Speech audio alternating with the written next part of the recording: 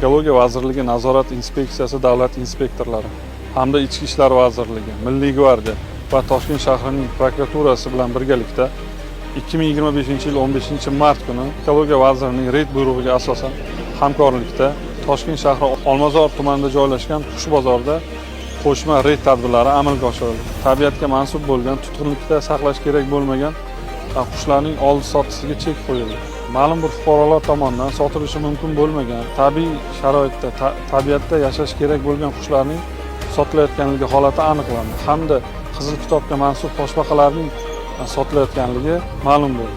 Barcha qushlar va Qizil kitobga mansub O'rta Osiyo toshbaqalari belgilangan tartibda davlat inspektorlari tomonidan olib qo'yilgan qushlar va hayvonlar belgilangan tartibda tabiatga qo'yib yuborish chora-tadbirlari amalga oshirildi. Bunda davlat inspektorlari tomonidan 1000 ga yaqin chumchuqsimonlarga mansub qushlar va 40 ga yaqin O'rta Osiyo toshbaqalari hamda 3 dona yirtqichsimonlar turkumiga mansub qushlar belgilangan tartibda olib qo'yilgan.